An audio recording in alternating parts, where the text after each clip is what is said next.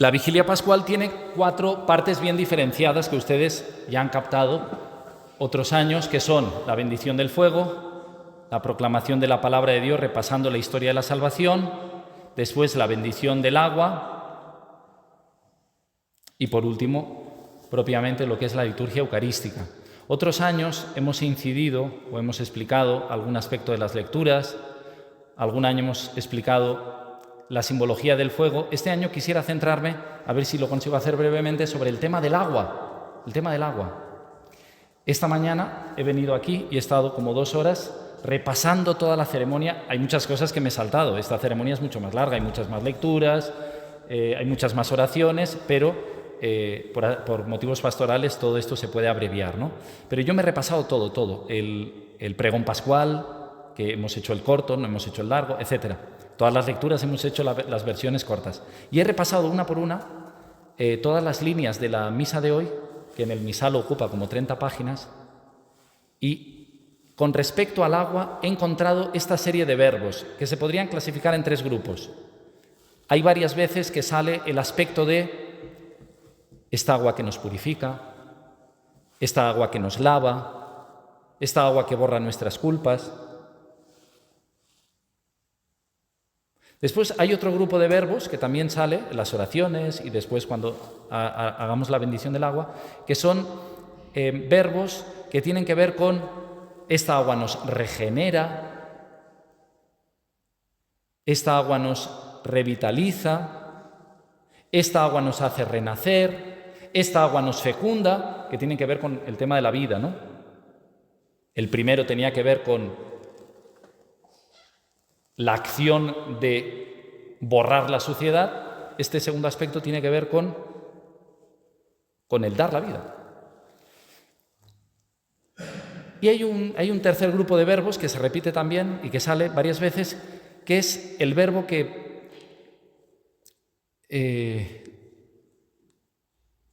engloba la acción de saciarse.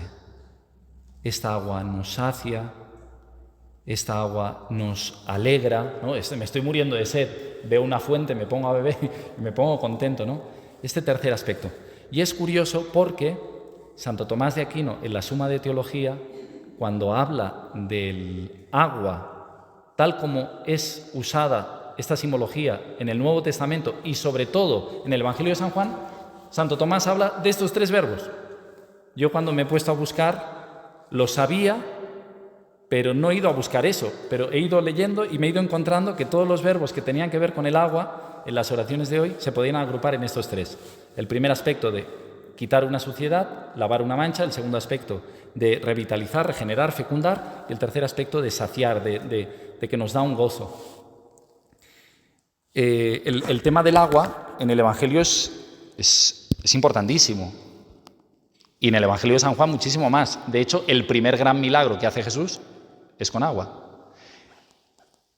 Jesús traza una línea roja y dice: el que no nazca del agua y del Espíritu no puede entrar en el reino de los cielos. Y luego vemos en el capítulo 4 de San Juan aquella mujer, ¿no?, que llevaba una vida bastante desordenada. Dame de beber. Y entonces la mujer: pero si tú eres judío, yo soy samaritana, ¿por qué me pides? Si conocieras el don de Dios y quién es el que te dice dame de beber, tú le pedirías a él y te daría un agua viva. Y luego en el capítulo 7 de San Juan, en aquel pasaje que San Juan se pone solemnísimo y dice: en el último día de la fiesta, el más importante, Jesús puesto en pie en medio del templo dijo: si alguien tiene sed, que venga a mí y beba, de sus entrañas manarán ríos de agua viva. Y aún aparece el agua en el tema del lavatorio de pies, que para San Juan es importantísimo.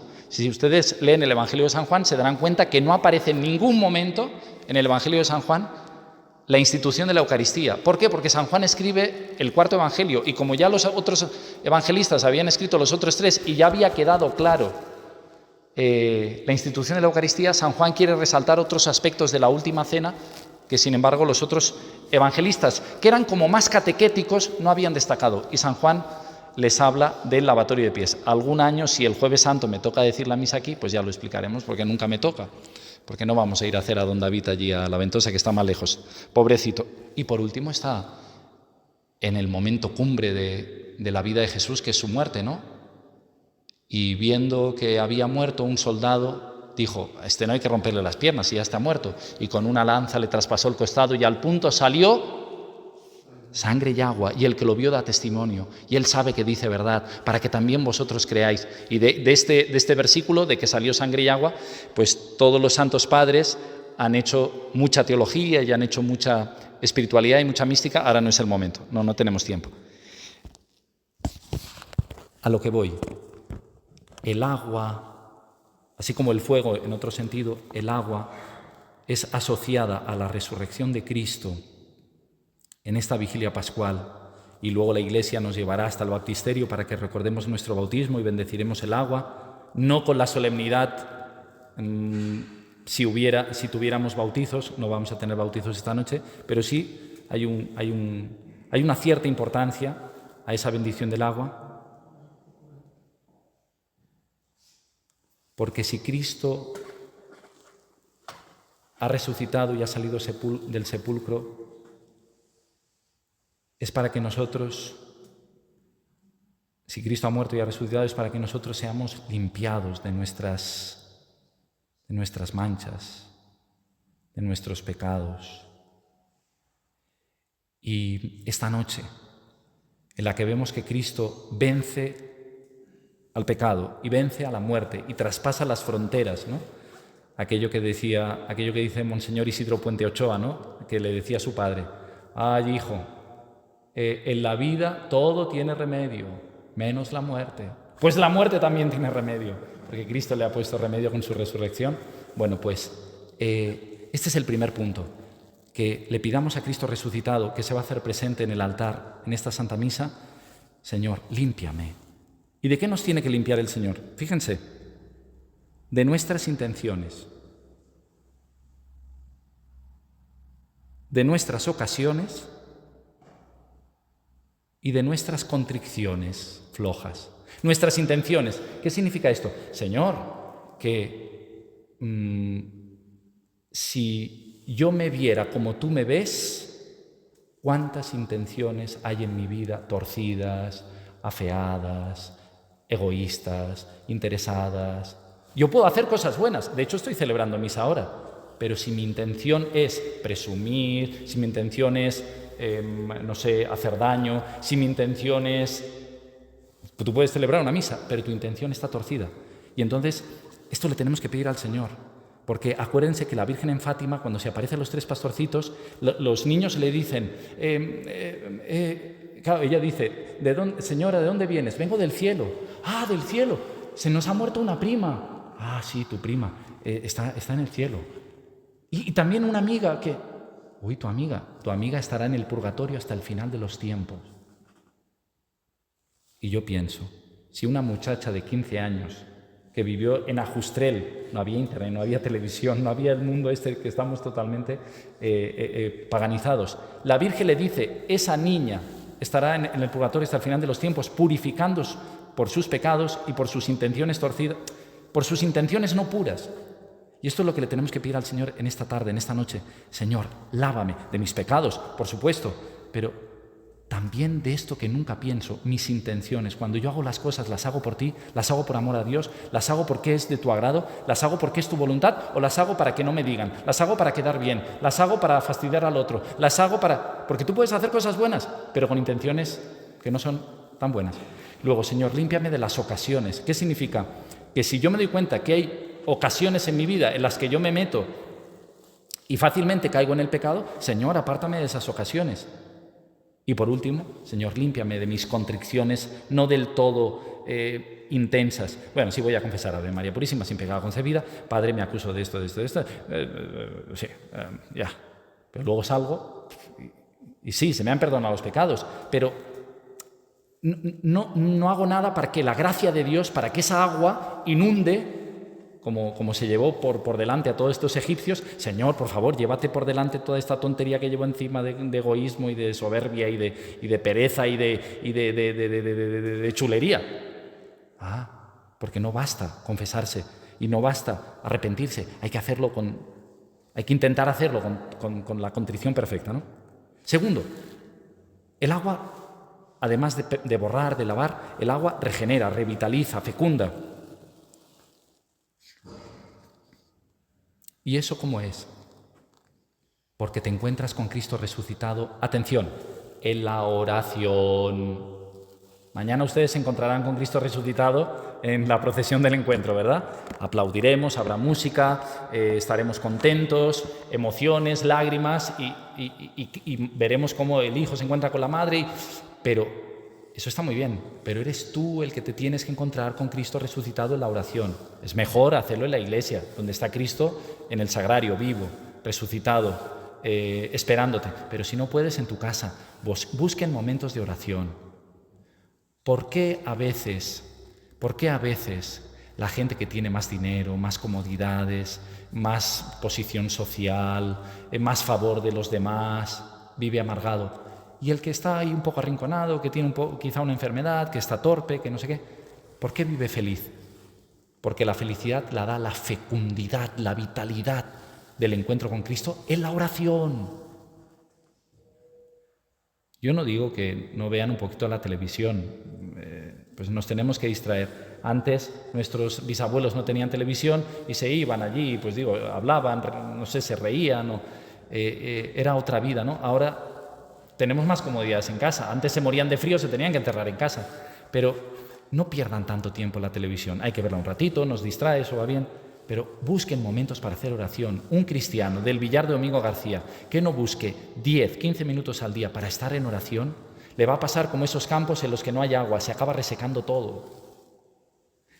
Cristo resucitado quiere encontrarse contigo en la oración para fecundar tu vida, para revitalizar tu vida, para regenerar tu vida. Les contaba ayer, creo, anteayer, a los de la Ventosa y a los de Bóliga, que cuando yo era profesor en los colegios, todos los años a las muchachas de primero y segundo de bachillerato las llevaba a un monasterio de carmelitas descalzas, de esas que están cerradas de clausura, con 2 rejas, que no salen nunca, que no comen carne en su vida, que se levantan a las 4:30 de la mañana, que se flagelan, hacen disciplina, llevan cilicios, que no hay calefacción, que andan descalzas. Las muchachas salían locas.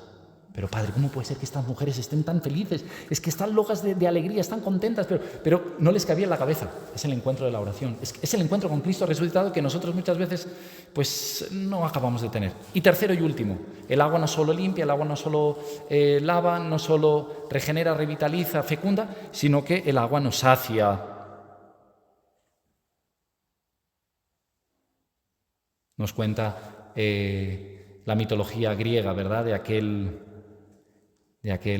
hombre que fue condenado por los dioses, Tántalo, en aquel lago donde el agua le llegaba hasta la barbilla y donde la mano le llegaba hasta los frutos de un árbol, y que cuando quería agacharse para beber agua, el agua se bajaba y no podía beber. Y la mano, venía el viento y se llevaba la fruta y entonces él no podía. Y vivía en una continua tortura de hambre y sed, ¿no?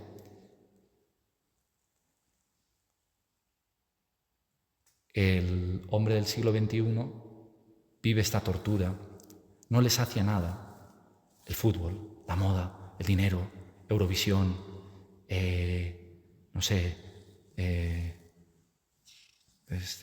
los juegos, las motos, las comidas, las fiestas, la música, pero el hombre no está saciado. Siempre necesita más. Es como una especie de adicción y nunca está gozoso, nunca está saciado, nunca está pleno. Tercero, tenemos que encontrarnos con Cristo resucitado, que está en la comunión y quiere saciarte. Ojalá de esta noche salgamos con el propósito de, a partir de ahora, hacer nuestras comuniones con más fervor, con más atención, con más fe. Ojalá a partir de ahora procuremos, cuando estamos en la iglesia y escuchamos las lecturas, estar atentos. Es la palabra de Dios. No solo de pan vive el hombre, sino de toda palabra que sale de la boca de Dios, que nos saciemos de la palabra de Dios. Y luego, que nos saciemos, es decir, que gocemos cumpliendo con nuestras obligaciones. El cristiano que comulga bien, vive bien. Vive bien significa que si yo hago las cosas bien, luego estoy feliz, estoy contento. Si yo hago las cosas mal para ir tirando, ahí medio escondido para que no se note, bueno, para salir del paso,